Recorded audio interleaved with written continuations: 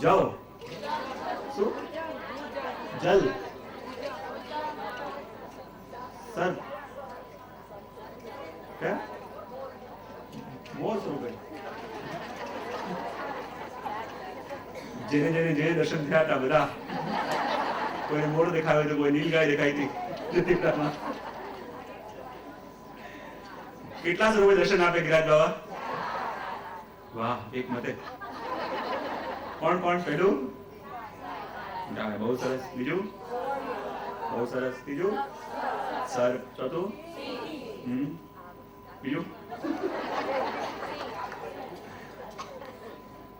શ્રી ગિરાજ બાબા એક સ્વરૂપ આપનું છે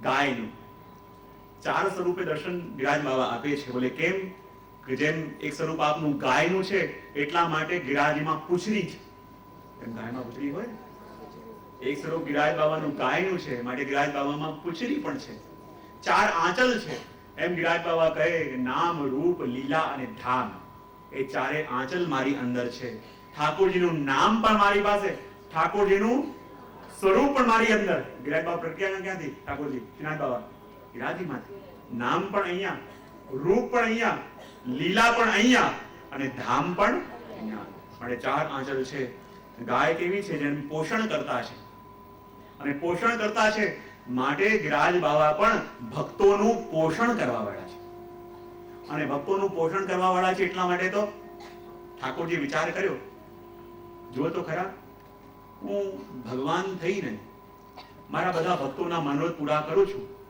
પણ મને હજી સુધી સમજાતું નથી મોટા મોટા દૈત્યોને પણ હું મારું મોટા મોટા રાજાઓને પણ પરાસ્ત કર્યા એટલો બધો હું પરાક્રમી પણ આવીને મારા ભક્તોના હાથે બંધાઈ કેમ જઉં છું એવું તો મારા ભક્તોમાં શું છે કે જે કોઈનાથી બંધા ના શકે સર્વતંત્ર સ્વતંત્ર જેને વેદો કહે છે એ પણ ભક્તોના હાથે બંધાઈ જાય ભગવાન કહે ભક્ત બનીને ભગવાન બનીને એનું ખબર નહીં પડે પણ જો ભક્ત બનીને હું આવીશ તો ખબર પડશે કે આ ભક્તોમાં એવું છે શું અને જવાનો વિચાર પ્રભુએ કર્યો અને સ્વયં ગિરિરાજજીનું સ્વરૂપ ધારણ કરીને ભગવાન પધાર્યા કે હરિદાસ વરે નામ આપ્યું પ્રભુના ભક્તોમાં શ્રેષ્ઠ ગિરિરાજજીનું સ્વરૂપ આપણા પુષ્ટિ માર્ગમાં કેવું કે જેવું મર્યાદાની અંદર હનુમાનજીનું સ્વરૂપ જો પ્રભુના પરમ ભક્ત પણ છે પણ ભગવાન તરીકે એમની સેવા પણ અલગ થાય તેમ ગિરિરાજ બાબા કોણ છે તે ભગવાન કે શૈલોસ્મી આ મારું સ્વરૂપ છે અને પ્રભુના ભક્તનું સ્વરૂપ પણ ગિરિરાજ બાબાનું છે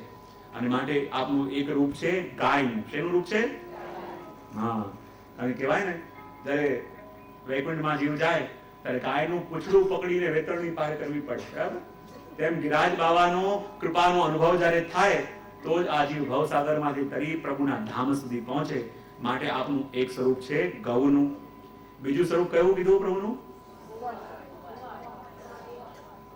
સર્પનું કયું અને સર્પનું સ્વરૂપ શું કે જેમ સર્પની ઉપર મણી હોય ને એમ ગિરિરાજ બાબા પણ કહે કે મારા માથે પણ આ યુગલ સ્વરૂપ રૂપી મણી વિરાજમાન છે અને ઠાકોરજી આ અલગ અલગ સ્વરૂપ ધારણ કેમ કરે છે કારણ કે ગિરિરાજ બાબા પધાર્યા છે શાના માટે પ્રભુને સુખ આપવા માટે શેના માટે હા અમે કહ્યું ને પ્રિય એને કહેવાય કે જેને દરેક વસ્તુમાં એક જ ઉપાય હોય એક જ વિચાર હોય કે મારા પ્રિયને સુખ કેવી રીતે આપું અને ગિરિરાજ બાબા જાણે છે કે મારા પ્રભુને સૌથી વધારે સુખ મળે તો ક્યારે મળે કે જ્યારે કોઈ પણ રીતે ઠાકોરજીને સ્વામીજીની યાદ આવી જાય અને માટે ગિરિરાજ બાબા પ્રભુને સુખ આપવા માટે સર્પનું રૂપ પણ ધારણ કરે બોલે સર્પનું રૂપ ધારણ કરવાથી સ્વામીજીની યાદ કેવી રીતે આવે કે જ્યારે જ્યારે પણ ગિરિરાજ બાબાના દર્શન સર્પ રૂપે ઠાકોરજી કરે તો આ સર્પને જોઈને ઠાકોરજીને સ્વામીજીની ચોટી યાદ આવે અને જેવો સર્પનો આકાર છે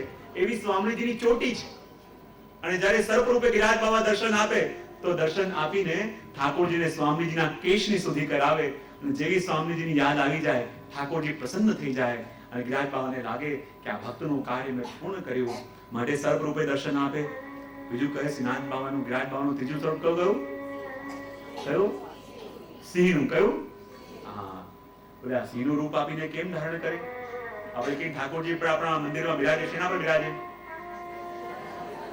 સિંહ આસન સિંહનું આસન જોવા જઈએ તો દેવીનું કહેવાય પણ આપણા પ્રભુ જે સિંહ આસન પર બિરાજે એ સિંહ કોણ છે શ્રી ગિરિરાજ બાબા કોણ છે જેની ઉપર નિત્ય ઠાકોરજી વાસ કરે, જેના ઉપર નિત્ય ઠાકોરજી આશ્રય કરીને બિરાજે.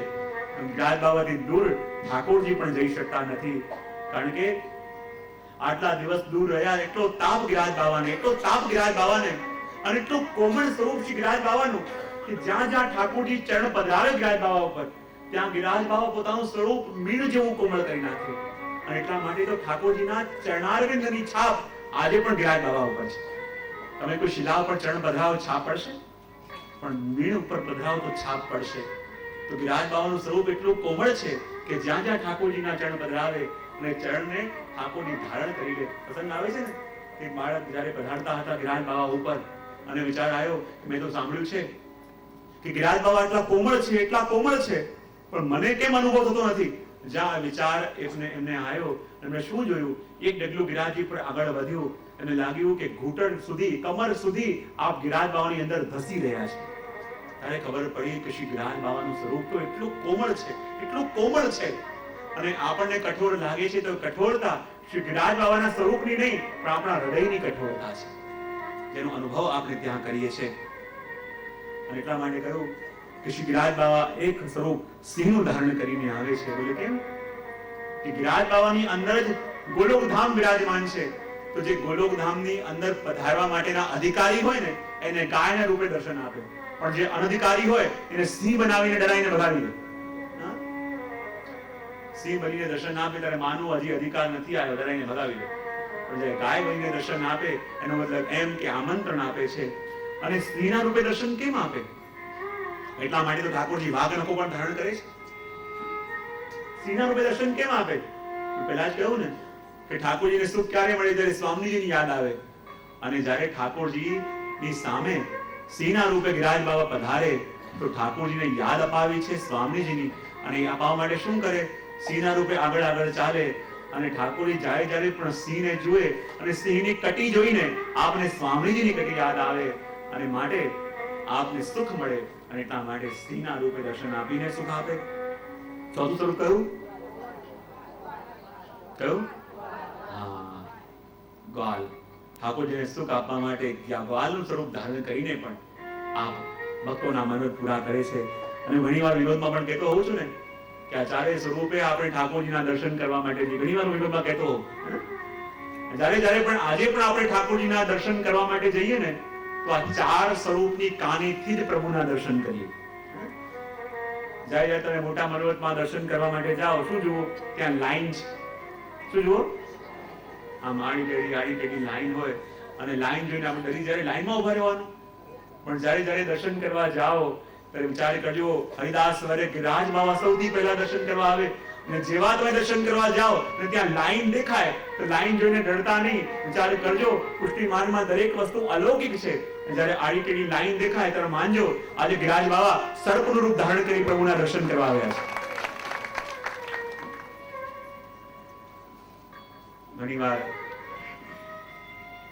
મંદિરના દર્શન કરવા માટે ગયા હોય અને કોઈ માજી બહાર ઉભા હોય અને જ્યાં આરતીનો ઘંટાનાદ થયો અને બે જણ પકડીને લાવ્યા હતા માજીને, પણ એટલું જોશ આવી ગયું કે 4-5 ને હડફેટમાં લેતા શેર આગળ જઈને ઉભા થઈ ગયા.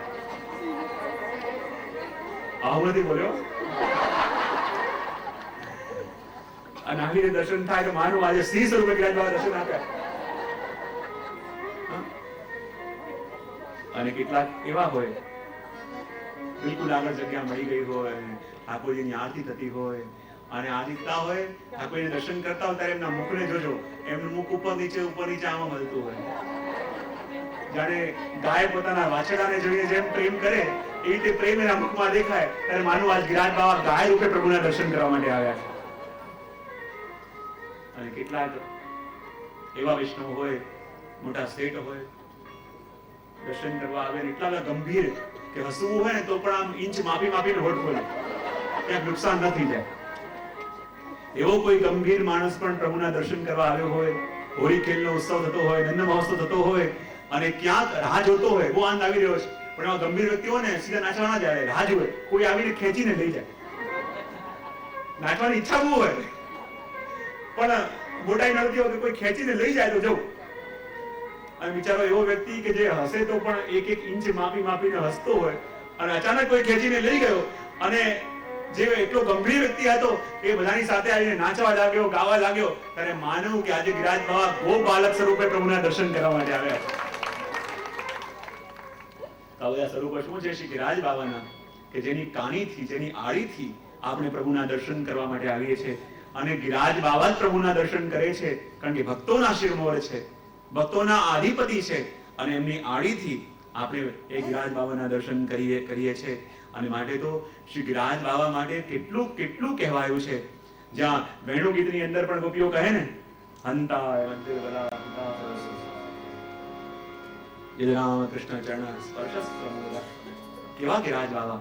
સખીઓ કહે કે જો સખી જેવું સુખ અને જેવી સેવા આ ગિરિરાજ બાવા પ્રભુની કરે છે, એવી સેવા તો સખી આપણે પણ કરી શકતા નથી. કારણ કે ભક્ત કેવો હોવો જોઈએ એ પણ આપણને ગિરિરાજ બાવા બતાવે. કેમ? ભક્તનું લક્ષણ શું? ભક્ત ભક્તમ ભક્ત, જેને ભાગવામાં આવે એ ભક્ત એમ પણ કહેવાય. અને ભક્તની એક વ્યાખ્યા એ જે પોતાને ભગવાનનો ભાગ બનાવી લે એ ભક્ત. જેમ ઘરમાં ભાગલા પડતા હોય અને જે વસ્તુ આપણા ભાગમાં આવી હોય, આપણે કે આ વસ્તુ મારી, તો એમ જ્યારે સંસારમાં ભાગલા પડતા હતા અને આપણે પ્રભુના ભાગમાં ગયા, એવું જે માનતો હોય ત્યારે માનવું કે એ ભક્ત થયો છે. જ્યાં સુધી જગતનો પણ માનતો રહે ત્યાં સુધી પ્રભુનો કેવી રીતે થાય? જે પોતાને ભગવાનનો ભાગ બનાવી લે ત્યારે માનવું એ ભક્ત છે.